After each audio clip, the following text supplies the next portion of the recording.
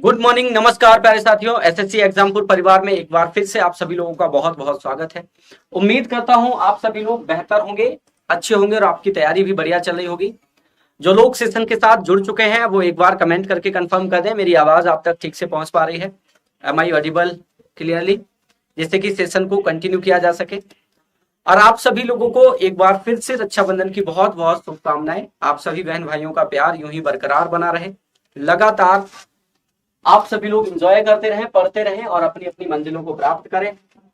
चलिए बेटा, सबसे पहले तो आज के दिन आपका ऑफर है बहुत ही शानदार, जिसकी वैलिडिटी आज ही तक है, केवल आखिरी दिन है आज का 31 अगस्त।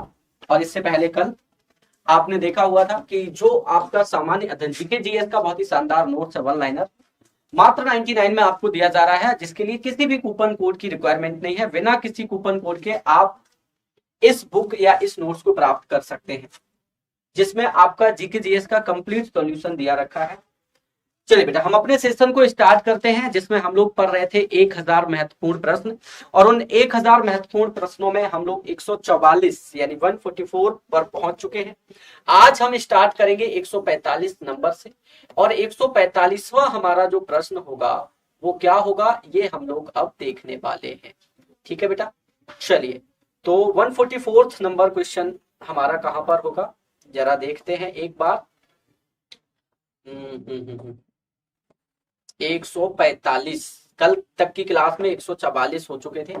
145वां प्रश्न आपका है, जीवों में अत्यधिक विविधता का कारण क्या है। आपको पता होता है कि अगर दो सगे भाई भी हैं तब भी उनमें विभिन्नता पाई जाती है, तब भी उनमें विविधता पाई जाती है। एक ही परिवार के सदस्यों में विविधता पाई जाती है, इसी को हम जैव विविधता कहते हैं। तो ये बायोडायवर्सिटी आखिर होती क्यों है? अनुकूलन के कारण होती है, एडप्शन के कारण, पार्टिसिपेशन के कारण होती है, म्यूटेशन के कारण होती है, या पॉलीक्रोमोसोम के बाद बहुगुणसूत्रता की वजह से होती है। तो ये वास्तव में जो आपकी विविधता होती है ये आपकी किसकी वजह से होती है? उत्परिवर्तन की वजह से होती है, म्यूटेशन की वजह से होती है। म्यूटेशन की वजह से ही एक ही परिवार का होने के बावजूद भी सदस्य एक जैसे नहीं होते हैं, उनमें कुछ ना कुछ विविधता पाई जाती है। तो बेटा करेक्ट आंसर यहाँ पर क्या हो जाएगा? उत्परिवर्तन। अगला प्रश्न देख लेते हैं। निम्नलिखित में से किसमें लिंग गुणसूत्र नहीं पाए जाते हैं? गुणसूत्र का मतलब क्रोमोसोम, जिनको आप अगर देखेंगे तो मनुष्य में भी गुणसूत्र होते हैं। कितने होते हैं? 23 जोड़ी होते हैं या 46 होते हैं, आपको ये बताया गया है। जिसमें से जो 23वीं जोड़ी होती है, यहीं से क्या होता है बेटा? 23वीं जोड़ी से ही लिंग निर्धारण होता है। हमें पता चलता है कि कोई स्त्री है या पुरुष है 23वीं जोड़ी से, क्योंकि जब XY है अगर तो ये आपका क्या होता है? पुरुष होता है, और XX है तो क्या है? महिला है। तो ऐसे ही आपको पता चल पाता है कि ये पुरुष है या स्त्री है। तो किसमें लिंग गुणसूत्र नहीं होते हैं बेटा? तो गुणसूत्र किसमें नहीं होते हैं? लिंग गुणसूत्र छिपकली में नहीं होते हैं। तो छिपकली एक ऐसा जानवर है जिसमें लिंग गुणसूत्र नहीं पाए जाते हैं। तो करेक्ट आंसर क्या हो जाएगा? डी हो जाएगा। बंदर, चीता, तितली सब में लिंग गुणसूत्र होते हैं, पर छिपकली में नहीं होते हैं।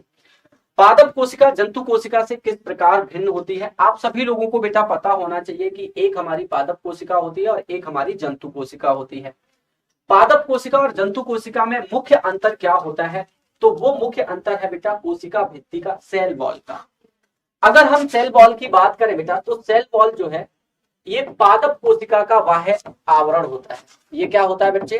पादप कोशिका का बाह्य आवरण होता है। पादप कोशिका का बाह्य आवरण होता है। ठीक है, तो पादप कोशिका का बाह्य आवरण जो है वो क्या है? आपका सेल वॉल है। वहीं अगर हम बात करें बेटा सेल मेम्ब्रेन की, किसकी बात करें? सेल मेम्ब्रेन की बात करें तो जो सेल मेम्ब्रेन है ये जंतु कोशिका का बाह्य आवरण होती है। किसका बाह्य आवरण होती है बेटा?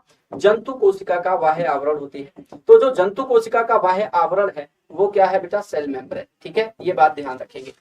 तो कुल मिलाकर के जो पहला अंतर है पादप कोशिका और जंतु कोशिका में, animal cell and plant cell में, जो फर्स्ट डिफरेंस है वो सेल वॉल और सेल मेम्ब्रेन को लेकर के है। कोशिका भित्ति जंतु कोशिका में नहीं होती है, पादप कोशिका का बाह्य आवरण होती है।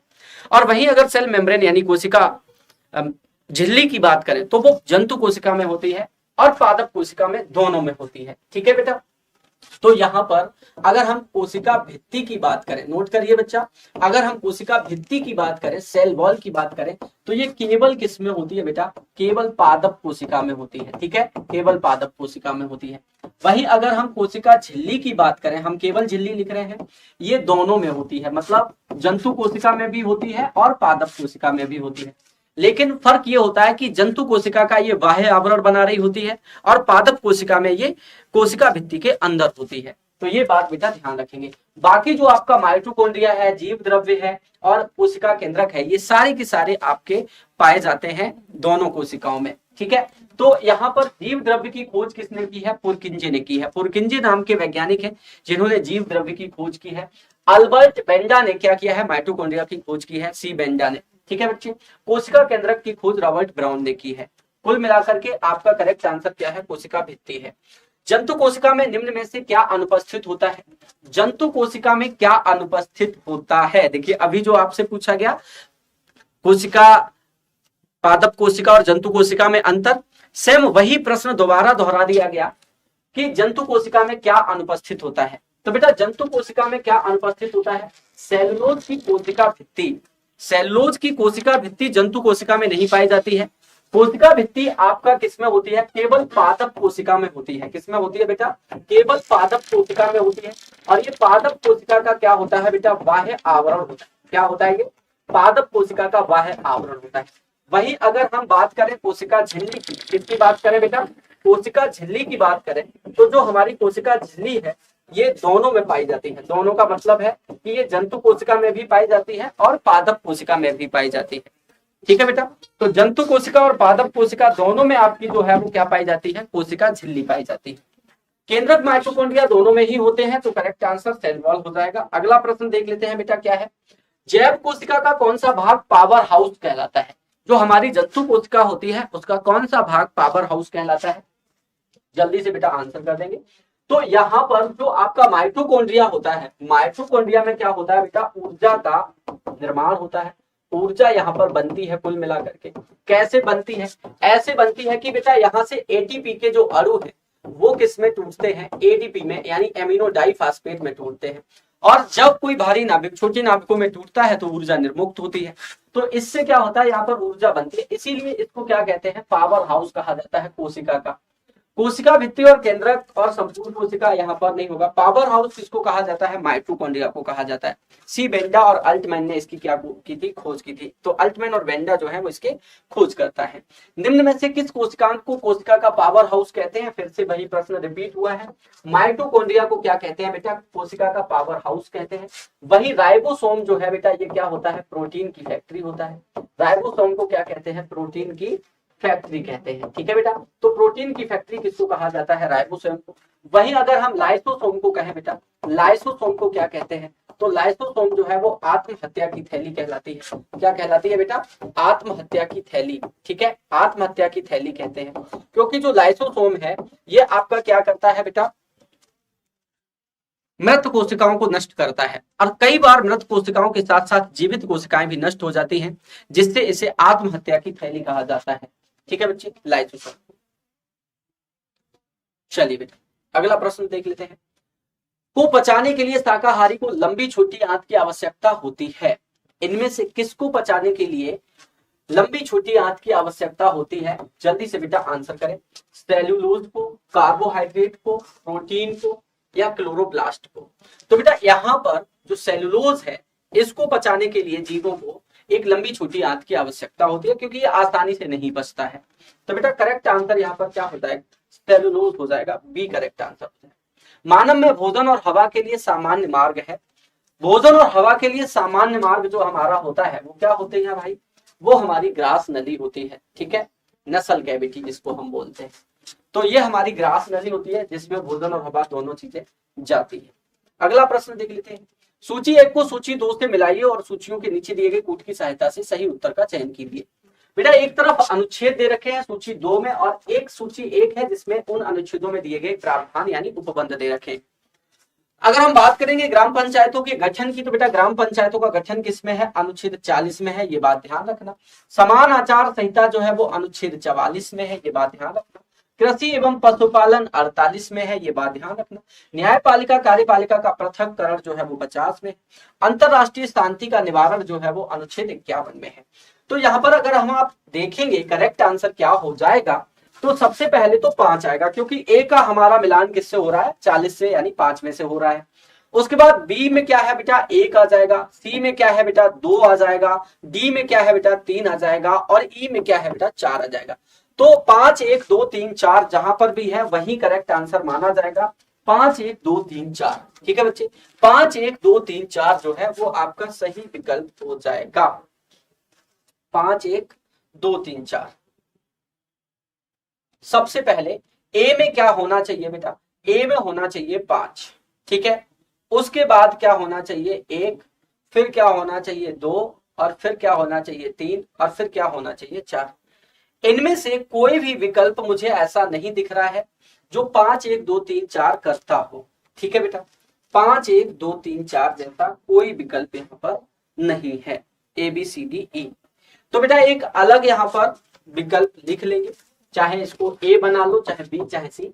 5 1 2 3 4 ही सही होगा। दिए गए विकल्पों में से कोई भी विकल्प आपका मैच नहीं कर रहा है।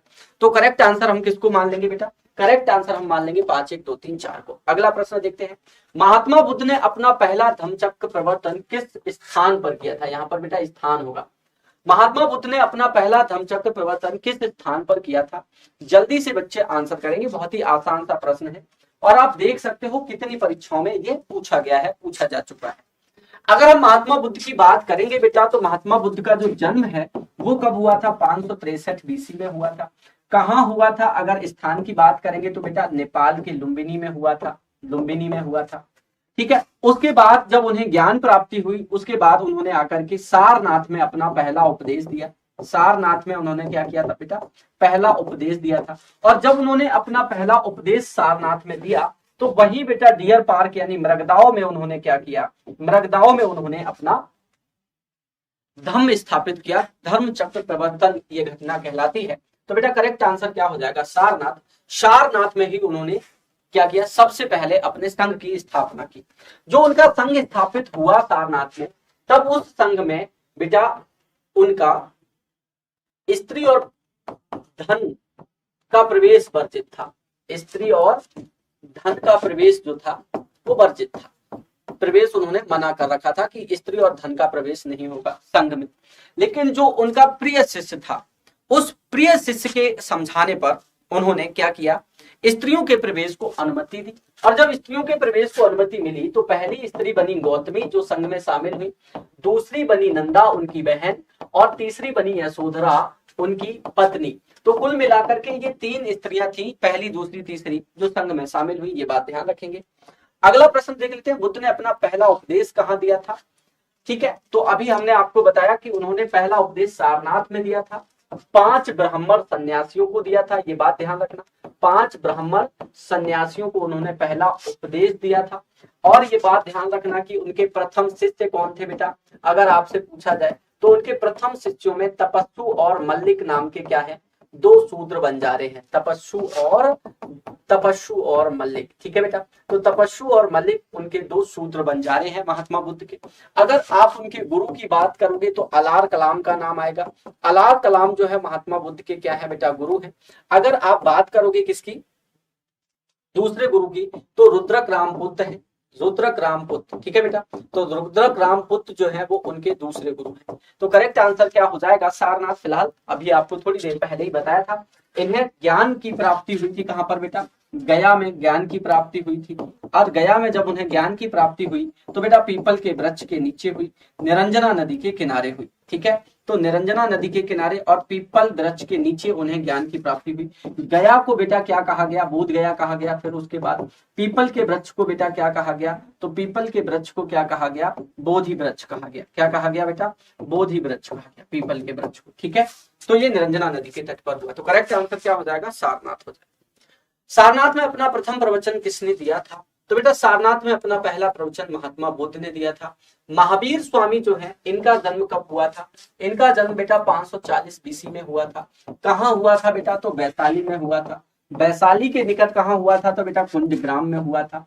ये कौन थे बेटा? महावीर स्वामी। तो महावीर स्वामी ने बेटा जैन धर्म का प्रचार प्रसार किया था। जैन धर्म के बेटा ये 24वें तीर्थंकर थे। 24वें क्या थे? तीर्थंकर थे जैन धर्म के, ये बात ध्यान रखेंगे। तो करेक्ट आंसर क्या हो जाएगा? महात्मा बुद्ध, जिन्होंने अपना सबसे पहला उपदेश सारनाथ में 5 ब्राह्मण सन्यासियों को दिया था। गौतम बुद्ध ने अपना प्रथम उपदेश कहां दिया था? एक ही प्रश्न यार बार बार रिपीट हो रहा है, कोई बात नहीं बेटा, सारनाथ आंसर करके आगे बढ़ेंगे। अगला प्रश्न देखते हैं। भारतीय संविधान में राज्य के नीति निर्देशक तत्वों को निम्न में से किस देश के संविधान से लिया गया है? भारतीय संविधान में राज्य के नीति निर्देशक तत्वों को निम्न में से किस देश के संविधान से लिया गया है? बात हो रही है बेटा डीपीएसपी यानी directive principles of state policy की, जो कि हमारे संविधान के भाग 4 में अनुच्छेद 36 से लेकर के 51 तक वर्णित है। 36 से 51 तक जो डीपीएसपी है वो किस देश से लिए गए हैं? अगर हम बात करें बेटा यूके से, तो वहां से हमारी क्या लिया गया है बच्चे? यूके से हमारा क्या लिया गया है? नागरिकता ली गई है, ठीक है, एकल नागरिकता। और क्या लिया गया है भाई? संसदीय प्रक्रिया ली गई है, ठीक है। पूरी संसदीय प्रक्रिया कहां से ली गई है? यूके से ली गई है, ठीक है। अब बात करेंगे United states of America, USA से क्या लिया गया है? तो भाई यहां से हमने प्रस्तावना का प्रावधान किया है, प्रस्तावना ली है। यहीं से हमने क्या लिया है बेटा? राष्ट्रपति का पद लिया है। यहीं से हमने क्या लिया है? उपराष्ट्रपति का पद लिया है। और सबसे बड़ी बात है, यहां से हमने स्वतंत्र न्यायपालिका ली है। स्वतंत्र न्यायपालिका हमने यहीं से ली है, ठीक है बेटा। और बड़ी बात अगर आप देखना चाहोगे तो फंडामेंटल राइट्स यहीं से लिए गए हैं, मौलिक अधिकार यहां से लिए गए। आयरलैंड यहाँ पर करेक्ट आंसर है बेटा। आयरलैंड से ही हमने क्या लिया है? जीपीएसपी लिए हैं, ठीक है। आयरलैंड से हमने क्या लिया है? जीपीएसपी लिया है। आयरलैंड से ही हमने क्या लिया है भाई? राष्ट्रपति की निर्वाचन पद्धति ली है। राष्ट्रपति की निर्वाचन पद्धति जो एकल संक्रमणीय मत प्रणाली है, तो वो भी हमने कहां से ली है बेटा? यहीं से ली है। और यहीं से हमने बेटा राज्यसभा सदस्यों का मनोनयन लिया है कि राज्यसभा सदस्यों का मनोनयन कैसे होगा, ठीक है बच्चा। तो राज्यसभा सदस्यों का मनोनयन लिया है। जापान से हमने क्या लिया है बेटा? विधि द्वारा स्थापित प्रक्रिया ली है। तो बेटा विधि द्वारा स्थापित प्रक्रिया कहां से ली गई है? तो विधि द्वारा स्थापित प्रक्रिया जापान से ली गई है। तो करेक्ट आंसर क्या हो जाएगा? आयरलैंड हो जाएगा। अगला प्रश्न देखते हैं। The concept of a union of states in the Indian Constitution has been derived from। भारतीय संविधान में राज्यों का संघ की संकल्पना को प्राप्त किया गया है। भारत राज्यों का एक संघ होगा, ये बात कहां से ली गई है? तो जो हमारा संघीय ढांचा है वो कहां से लिया गया है? जल्दी से बेटा बताएं। संघीय प्रणाली हमारी जो है वो कहां से ली गई है? अमेरिका के संविधान से, ऑस्ट्रेलिया के संविधान से, ब्रिटिश नॉर्थ अमेरिका अधिनियम से, स्विट्जरलैंड के संविधान से। जल्दी से बच्चे आंसर करिए। तो जो हमारा भारत राज्यों का एक संघ है, यूनियन ऑफ स्टेट का जो आपका क्या है प्रावधान है, वो कहां से लिया गया है? ऑस्ट्रेलिया से लिया गया है, ठीक है। तो जो हमारी संघीय प्रणाली है, पूरी केंद्र राज्य संबंध, भारत में जिस तरह का संघ है वो ऑस्ट्रेलिया से मैच करता है। अमेरिका का जो संघ है वो फेडरल सिस्टम है। अमेरिका में जो सिस्टम है वो कौन सा है बेटा? फेडरल सिस्टम है। जबकि ऑस्ट्रेलिया में क्या है बेटा? यूनियन सिस्टम है। और हमारे देश में भी संघ कौन सा है? यूनियन है। अब आप कहेंगे सर संघ में फेडरल और यूनियन क्या होते हैं? तो जो बेटा फेडरल होता है, फेडरल में राज्यों को स्वतंत्रता दे रखी होती है, राज्यों को यहाँ पर आजादी मिली हुई होती है, वो अपनी इच्छा से संघ में शामिल होते हैं। वहीं अगर हम बात करें बेटा यूनियन की, तो यूनियन में राज्य जो है वो बंधुआ होते हैं एक तरीके से, राज्यों के पास आजादी नहीं होती है। राज्य केंद्र के अधीन रह करके लिमिटेड सीमित अधिकारों के साथ अपना सरकार चलाते हैं। तो बेटा ऑस्ट्रेलिया से आपका लिया गया है। भारत के संविधान की प्रस्तावना में कितने प्रकार के न्याय, स्वतंत्रता, समानता और भ्रातृत्व का उसी क्रम में उल्लेख किया गया है? अगर हम बेटा प्रस्तावना की बात करें कि जो हमारी प्रस्तावना है, इस प्रस्तावना को बेटा क्या कहा जाता है? तो प्रस्तावना को संविधान की आत्मा कहा जाता है। पहली चीज, प्रस्तावना को संविधान की क्या कहा जाता है बेटा? आत्मा कहा जाता है। प्रस्तावना को संविधान की कुंजी कहा जाता है। प्रस्तावना को संविधान का परिचय पत्र कहा जाता है। प्रस्तावना को संविधान की जन्म कुंडली कहा जाता है। तो ये अलग अलग लोगों ने अलग अलग यहाँ पर बातें कही है। जैसे आत्मा शब्द जो है वो प्रस्तावना के लिए किसने कहा है? ठाकुर दास भार्गव ने कहा है। कुंजी शब्द किसने कहा है? अर्नेस्ट बार्कर ने कहा है। परिचय पत्र किसने कहा है? तो एन पालकीवाला ने कहा है। जन्म कुंडली किसने कहा है? तो बेटा के.एम. मुंशी ने कहा है, ठीक है। उसके बाद अगर हम बात करें यहाँ पर अंबेडकर जी ने क्या कहा है? तो पवित्र दस्तावेज कहा है। अब बात करें इसमें कितने तरह का न्याय है, कितने तरह की स्वतंत्रता है, कितने तरह की समानता है। तो न्याय की अगर हम बात करें तो बेटा हमारी प्रस्तावना में न्याय जो है वो 3 प्रकार का है, सामाजिक, आर्थिक और राजनीतिक। सामाजिक, आर्थिक, राजनीतिक न्याय के विचार रूस के संविधान से लिए गए हैं। वहीं अगर हम बात करें बेटा स्वतंत्रता की, तो स्वतंत्रता हमें यहाँ प्रस्तावना में 5 तरह की बताई गई है, विचार, अभिव्यक्ति, विश्वास, धर्म और उपासना। कौन कौन से 5 तरीके हैं बेटा? विश्वास, धर्म, विचार, अभिव्यक्ति और उपासना। तो विचार, अभिव्यक्ति, विश्वास, धर्म और उपासना, ये 5 हमारी स्वतंत्रताएं हैं। वहीं अगर हम बात करें समानता की, तो बेटा समानता हमें 2 तरह की दी गई है प्रस्तावना में। और वो 2 तरह की समानता कौन सी है? तो वो 2 तरह की समानता है हमारी प्रतिष्ठा और अवसर की समानता। ठीक है, तो प्रतिष्ठा और अवसर की समानता हमारी 2 तरह की क्या है? समानताएं हैं।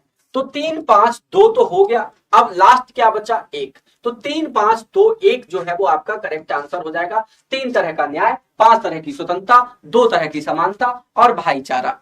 भाईचारा तो एक ही है, भाईचारा कितने प्रकार का होता है भाई? तो कुल मिलाकर के 3, 5, 2, 1 यहाँ पर करेक्ट आंसर आपका हो जाएगा। भारत के संविधान में उद्देशिका का विचार कहां से लिया गया है? तो भाई उद्देशिका का विचार कहां से लिया गया है? यूएसए से लिया गया है। ठीक है, अगर बात आए उद्देशिका की भाषा की, प्रिम्बल की, हमारी लैंग्वेज की बात आए, तो बेटा प्रस्तावना की जो भाषा है वो कहां से ली गई है? तो वो ऑस्ट्रेलिया से ली गई है। ठीक है बच्चे, तो प्रस्तावना की भाषा हमारी ऑस्ट्रेलिया से ली गई है। क्लियर? अब ये प्रस्तावना का जो उल्लेख है वो यूएसए के संविधान से लिया गया है। यहीं से अगर देखा जाए तो जब 13 दिसंबर 1946 था, 13 दिसंबर 1946 के दिन क्या होता है बेटा? जवाहरलाल नेहरू उद्देश्य प्रस्ताव पेश करते हैं। जवाहरलाल नेहरू क्या करते हैं बेटा? उद्देश्य प्रस्ताव पेश करते हैं। ठीक है, जवाहरलाल नेहरू क्या करते हैं बेटा? उद्देश्य प्रस्ताव पेश करते हैं। ठीक है, उसके बाद इसको 22 जनवरी 1947 में क्या किया जाता है? पास कर दिया जाता है। ये बात ध्यान रखना। तो कुल मिलाकर के यूएसए से लिया गया है।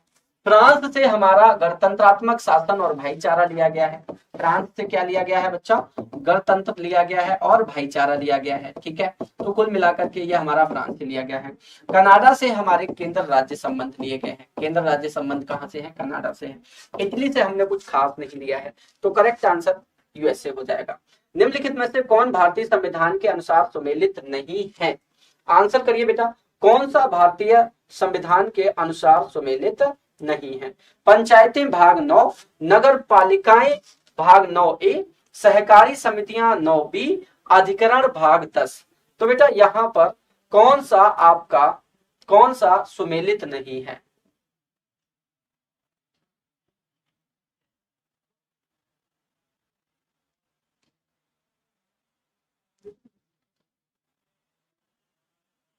जल्दी से बच्चे आंसर कर दीजिए। तो यहाँ पर सुमेलित कौन सा नहीं है? अधिकरण सम्मिलित नहीं है। अधिकरण भाग 10। ठीक है, अधिकरण भाग 10 सुमेलित नहीं है। बाकी आपकी सहकारी समितियां, नगर पालिकाएं, पंचायतें, ये सब सुमेलित है। अगला प्रश्न बेटा देख लेते हैं। भारत के संविधान के अंतर्गत कौन सा अनुच्छेद कारखानों में बालकों के नियोजन का प्रतिषेध करता है? तो बेटा अनुच्छेद 19 क्या है? ये हमारा वाक एवं अभिव्यक्ति की स्वतंत्रता है। किसकी स्वतंत्रता है बेटा? वाक एवं अभिव्यक्ति की आजादी है। ठीक है बच्चे। 17 में छुआछूत का अंत है, अस्पृश्यता का अंत है। अस्पृश्यता का क्या है बेटा? अंत है। फिर बात करें 23 में बलात् श्रम निषेध है। क्या है बच्चे?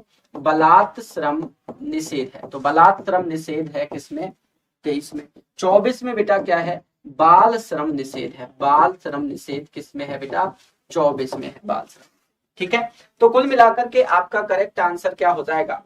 अनुच्छेद 24, जिसमें 14 वर्ष से कम आयु के बच्चों को भारी कामों में नियोजित करने से रोका गया है कि 14 वर्ष से कम आयु के बच्चे भारी कामों में नियोजित नहीं किए जाएंगे। अगला प्रश्न बच्चे, भारत के संविधान का कौन सा अनुच्छेद भारतीय निर्वाचन आयोग की स्थापना से संबंधित है? अगर हम बेटा यहाँ पर निर्वाचन आयोग की स्थापना की बात करें तो हमारा जो चुनाव आयोग है उसी को हम कहें तो वही निर्वाचन आयोग है। चुनाव आयोग की स्थापना बेटा कब हुई है? तो चुनाव आयोग की स्थापना 25 जनवरी 1950 को हुई है। इसीलिए बेटा हम हर वर्ष 25 जनवरी को मतदाता दिवस के रूप में मनाते हैं, वोटर्स डे के रूप में मनाते हैं, मतदाता दिवस के रूप में मनाया जाता है।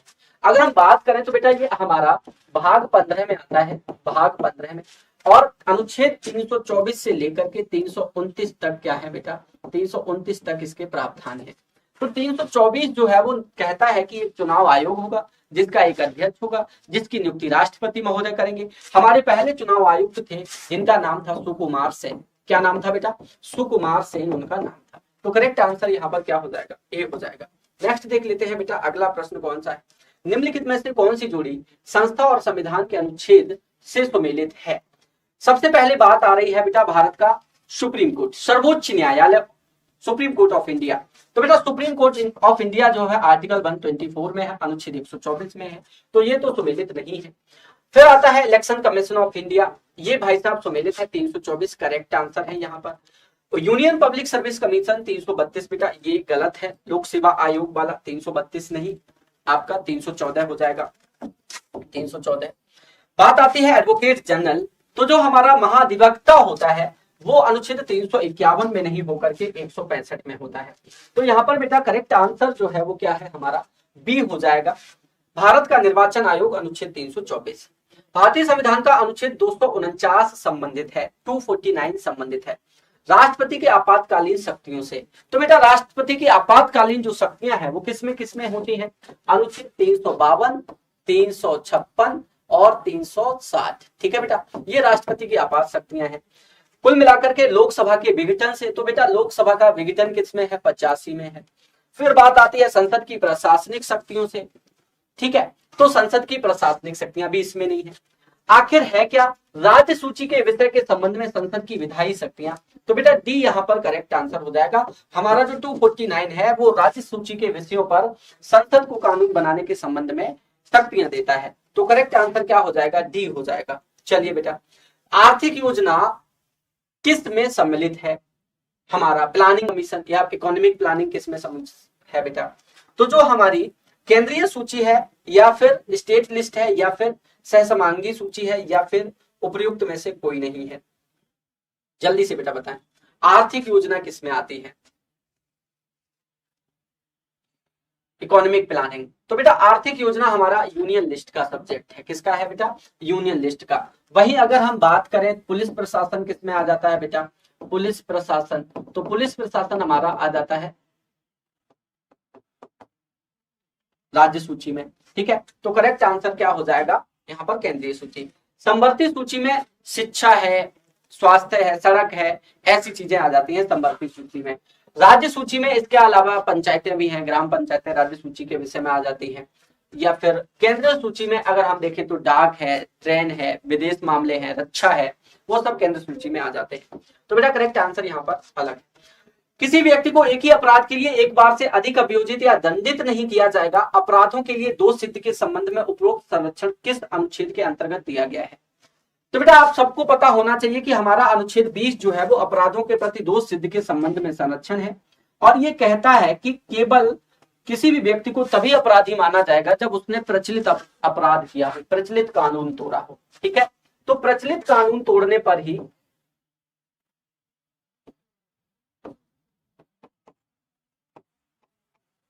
प्रचलित कानून तोड़ने पर ही अपराधी माना जाएगा। ठीक है, अपराधी माना जाएगा, पहली बात। बेटा दूसरी बात है कि एक से अधिक बार नियोजित नहीं किया जाएगा, किसी भी अपराध में एक से अधिक बार नियोजित नहीं किया जाएगा। तो वो किसमें है, अनुच्छेद 20 में है। वहीं 19 आपका वाक एवं अभिव्यक्ति की स्वतंत्रता से संबंधित है। अनुच्छेद 21 प्राण एवं दैहिक स्वतंत्रता से संबंधित है। अनुच्छेद 22 गिरफ्तारी के निरोध से संबंधित। ठीक है बेटा, तो 22 किससे संबंधित है बेटा, गिरफ्तारी के निरोध से। ठीक है, तो गिरफ्तारी के निरोध से संबंधित कौन है, तो बेटा गिरफ्तारी के निरोध से संबंधित अनुच्छेद है हमारा 22। निम्नलिखित में से कौन सा मूल अधिकार भारतीय संविधान में नागरिकों को नहीं दिया गया है, बताइए भाई। देश के किसी भी भाग में बसने का अधिकार, तो बेटा कहीं भी निवास का अधिकार हमें अनुच्छेद 19 में दे रखा है। राइट टू जेंडर इक्वलिटी, लैंगिक समानता का अधिकार। ठीक है, तो बेटा जेंडर इक्वलिटी का अधिकार ही हमें नहीं दे रखा है। सूचना का अधिकार हमें है, राइट टू इंफॉर्मेशन है, और हमें शोषण के विरुद्ध अधिकार भी दे रखा है संविधान के अंतर्गत। आप कहेंगे सर सूचना का अधिकार कहां पर है, तो 19 में है, और शोषण के विरुद्ध अधिकार अनुच्छेद 23 और 24 में है। तो बेटा ये आपका राइट टू इंफॉर्मेशन है, लिंग समानता का अधिकार नहीं है, तो करेक्ट आंसर क्या हो जाएगा, बी हो जाएगा। निम्न में से कौन सा संवैधानिक अधिकार है परंतु मूल अधिकार नहीं है, जल्दी से बेटा आंसर करेंगे। तो आप यहां पर कहेंगे कि जो अब संपत्ति रखने का अधिकार है, पहले ये क्या हुआ करता था बेटा, पहले ये अनुच्छेद 31 में था, और जब ये अनुच्छेद 31 में था तब ये आपका फंडामेंटल राइट था। लेकिन आप सबको पता हो 44वां जब संशोधन हुआ, कॉन्स्टिट्यूशनल अमेंडमेंट हुआ 1978 में, तो उसमें हमने क्या किया कि इसको एक विधिक अधिकार बना दिया। तो बेटा संपत्ति का अधिकार अब अनुच्छेद 300 का के तहत क्या है, एक विधिक अधिकार है, एक कानूनी अधिकार है। अब ये आपका मूल अधिकार नहीं है। बाकी शांतिपूर्ण सम्मेलन करना हमारा मूल अधिकार है अनुच्छेद 19 में, राज्य क्षेत्र में अबाध संचरण अनुच्छेद 19 में है, प्राण एवं दैहिक स्वतंत्रता अनुच्छेद 21 में है। तो बाकी के आपके ऑप्शन ठीक है। करेक्ट आंसर क्या है बेटा, डी हो जाएगा आपका आंसर। यही आपका फिलहाल मौलिक अधिकार नहीं है, एक विधिक अधिकार है। नागरिकों के लिए समान नागरिक संहिता का प्रावधान प्रदत्त किया गया है भारतीय संविधान के अनुच्छेद 44 में। ठीक है बेटा, आर्टिकल 44 में हमारा क्या है, समान नागरिक संहिता है, समान नागरिक संहिता है। तो बेटा समान नागरिक संहिता जो है वो कहां पर है, अनुच्छेद 44 में है, ये बात ध्यान रखेंगे। अनुच्छेद 39 में बहुत सी चीजें हैं, जैसे यहां पर बेटा आपको समान कार्य समान वेतन का प्रावधान है, समान कार्य समान वेतन। तो समान कार्य समान वेतन जो है वो कहां पर है, अनुच्छेद 39 में है। अनुच्छेद 39 में ही आपका बेटा निःशुल्क न्यायिक सुविधा का प्रावधान है, निःशुल्क न्यायिक सुविधा। तो बेटा निःशुल्क न्यायिक सुविधा का प्रावधान कहां पर है, वो भी आपका अनुच्छेद 39 में है। अनुच्छेद 39 में ही बेटा आपका क्या है, लोगों की क्षमता के प्रतिकूल कार्यों में नियोजित करने से क्षमता का दुरुपयोग नहीं किया जाएगा, क्षमता का दुरुपयोग नहीं किया जाएगा। कुल मिलाकर के ये बात समझनी है, ठीक है। तो क्षमता का दुरुपयोग नहीं किया जाएगा, किसी पर जबरदस्ती उसकी क्षमता से ज्यादा काम नहीं लिया जाएगा। तो ये 39 में है। अनुच्छेद 41 जो आपका है, ये लोगों को रोजगार और उचित शिक्षा का प्रावधान करने की बात है। राज्य के लिए कहा गया है कि ये लोगों को रोजगार देगा और उनको उनकी योग्यता के अनुसार शिक्षा देगा। अनुच्छेद 43 ए जो है वो सहकारी समितियों के गठन से संबंधित है। तो करेक्ट आंसर फिलहाल आपका 44 है, समान नागरिक संहिता। डीपीएसपी में आते हैं ये सारे के सारे आर्टिकल। भारतीय संविधान का कौन सा भाग अंतरराष्ट्रीय शांति और सुरक्षा के प्रति राज्य के उत्तरदायित्व का उल्लेख करता है? तो बेटा अंतरराष्ट्रीय शांति और सुरक्षा के राज्य के उत्तरदायित्व की बात जो है वो डीपीएसपी में होगी, क्योंकि राज्य के उत्तरदायित्व है। क्योंकि डीपीएसपी जो है वो बेटा केवल किसके लिए होते हैं, राज्य के लिए। ये बात आपको बताई गई है, समझाई गई है। तो राज्य का उत्तरदायित्व जो है वो डीपीएसपी में होगा। अब डीपीएसपी हमारे कहां से कहां तक है, 36 से 51 तक है। तो जो हमारा अंतिम आर्टिकल है अनुच्छेद 51, वो कहता है कि हम अंतरराष्ट्रीय झगड़ों को शांतिपूर्ण तरीके से सुलझाने का प्रयास करेंगे, बातचीत के माध्यम से सुलझाने का प्रयास करेंगे। तो राज्य के नीति निर्देशक सिद्धांत यानी डीपीएसपी जो है, यही राज्य को क्या करते हैं, नीतियां बनाने में मदद करते हैं। आयरलैंड के संविधान से लिए गए हैं। ये वाद योग्य नहीं है, ये बात ध्यान रखना। अनुच्छेद 37 कहता है कि जो हमारे डीपीएसपी होंगे वो बेटा वाद योग्य नहीं होंगे। कैसे नहीं होंगे, वाद योग्य नहीं होंगे। चलिए अगला प्रश्न देख लेते हैं। में मांसपेशियों के लयबद्ध संकुचन के परिणाम स्वरूप बच्चा पैदा होता है, ठीक है। तो लयबद्ध संकुचन के परिणाम स्वरूप बच्चा पैदा होता है किस में बेटा, गर्भाशय ग्रीवा या डिंब वाहिनी या फिर गर्भाशय या फिर योनि? बताइए बच्चे, आंसर करिए।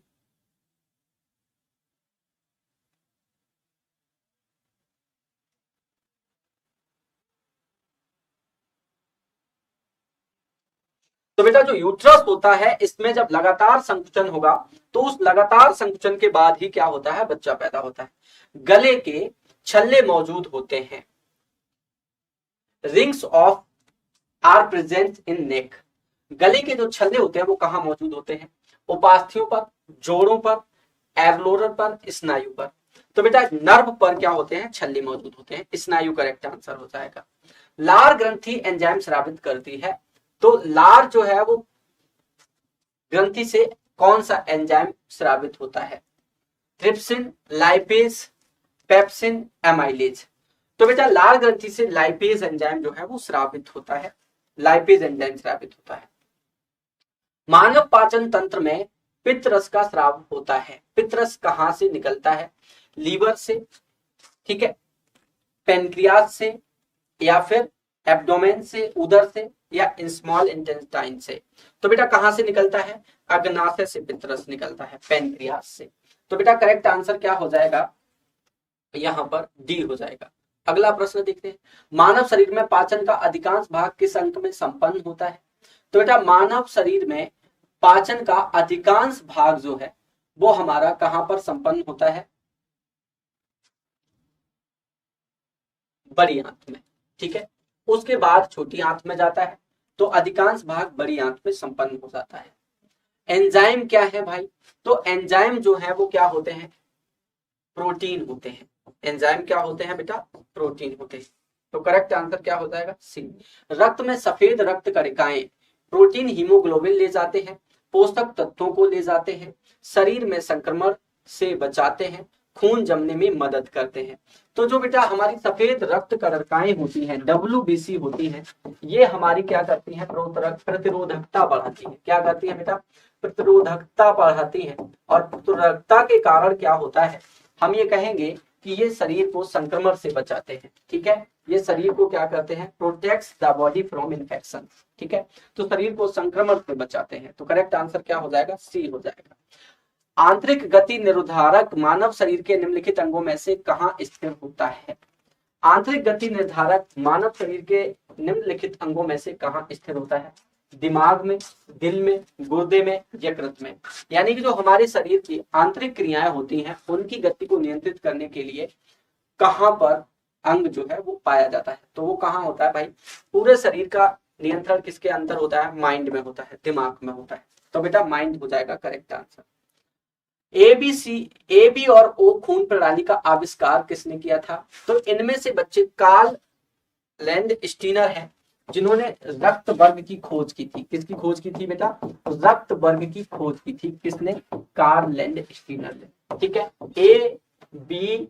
AB और O ये 4 रक्त वर्ग होते हैं, जिनमें से जो आपका O होता है ये आपका क्या होता है बेटा? सर्वदाता रक्त वर्ग होता है। और AB जो होता है ये क्या होता है बेटा? सर्वग्राही रक्त वर्ग होता है, ठीक है, सबका ग्रहण कर सकता है। अगला प्रश्न देख लेते हैं, एक वयस्क मानव के शरीर में कितने लीटर खून होता है? एक वयस्क मानव के शरीर में कितने लीटर खून होता है? ये आपको बेटा बताना है।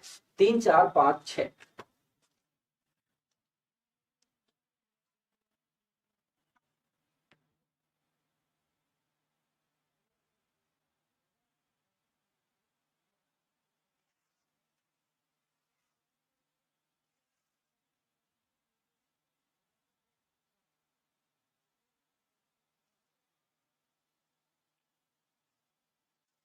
एक वयस्क व्यक्ति के खून में शरीर में कितने लीटर तक ब्लड होता है?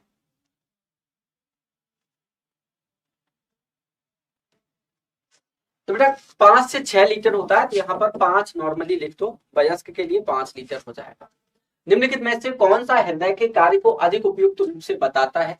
Electrocardiogram, echocardiogram, stethoscope, lipid profile. हृदय के कार्य को अधिक उपयुक्त रूप से कौन बताता है? तो वो बेटा क्या होता है? इकोकार्डियोग्राम होता है, जो हमारे हार्ट प्रोफाइल को बहुत अच्छी तरीके से एक्सप्लेन करता है। आगे देखेंगे, संविधान के 42वें संशोधन द्वारा निम्नलिखित में से कौन सा सिद्धांत राज्य के नीति निर्देशक तत्वों में जोड़ा गया था? 42वें संशोधन द्वारा निम्नलिखित में से कौन? पुरुष और स्त्री दोनों के लिए समान कार्य समान वेतन, उद्योगों के प्रबंधन में कामगारों की सहभागिता, काम, शिक्षा और सार्वजनिक सहायता पाने का अधिकार, श्रमिकों के लिए निर्वाह योग्य वेतन एवं काम की मानवीय दशाएं सुरक्षित करना। तो बेटा यहां पर क्या जोड़ा गया था?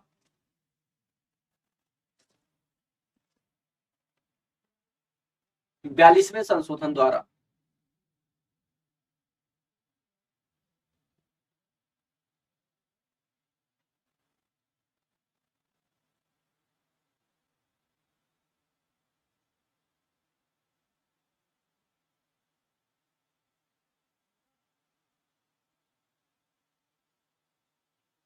जल्दी से आंसर करिए।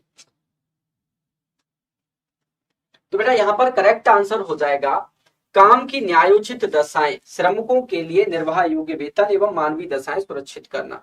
ठीक है, निम्नलिखित में से कौन अंतरराज्यीय परिषद गठन करने के लिए अधिकृत है? अंतरराज्यीय परिषद गठित करने के लिए कौन अधिकृत है? तो बेटा अंतरराज्यीय परिषद जो है वो संसद द्वारा गठित होती है, इंटर स्टेट काउंसिल। निम्न में से कौन एक मूल अधिकार राष्ट्रीय आपातकाल के दौरान समाप्त या सीमित नहीं किया जाता है? देश के किसी भी भाग में निवास का, भाई ये तो सीमित हो जाता है। व्यक्तिगत स्वतंत्रता या जीवन का अधिकार, ये आपका सीमित नहीं होता है। भारत के संपूर्ण क्षेत्र में अबाध भ्रमण, ये भी सीमित हो जाता है। और वृत्ति उपबीज, ये भी आपका सीमित हो जाता है। तो करेक्ट आंसर क्या हो जाएगा? अनुच्छेद 21। ठीक है बच्चा, आर्टिकल 21 ये हमारा बाधित नहीं होता है, और इसके अलावा अनुच्छेद 20 भी होता है जो हमारा बाधित नहीं होता है। निम्न में से भारत का राष्ट्रपति किसकी नियुक्ति नहीं करता है? तो बेटा भारत का राष्ट्रपति जो है वो किसकी नियुक्ति नहीं करता है? इनमें से उपराष्ट्रपति की नियुक्ति नहीं करता है, प्रधानमंत्री की नियुक्ति करता है, राज्यपाल की नियुक्ति करता है, मुख्य निर्वाचन आयुक्त की नियुक्ति करता है।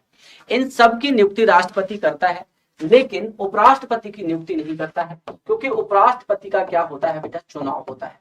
बाकी इनका किसी का भी चुनाव नहीं होता है, इन्हें नियुक्त करता है हमारा राष्ट्रपति। ठीक है बच्चे, चलिए अगला प्रश्न देख लेते हैं। राष्ट्रपति अध्यादेश निर्गत करने की शक्ति जो है वो किससे प्रेरित है? तो बेटा राष्ट्रपति को अध्यादेश जारी करने का जो अधिकार है वो हमें किसके तहत मिला है? गवर्नमेंट ऑफ इंडिया एक्ट जो है वो 1935। यहाँ पर करेक्ट आंसर हो जाएगा बी, करेक्ट आंसर हो जाएगा। ठीक है बच्चे, तो आज की क्लास में इतना ही रखते हैं। आप सभी लोगों का सेशन से जुड़ने के लिए बहुत बहुत आभार, धन्यवाद। फिर मिलते हैं आप सभी लोगों से अगली क्लास में।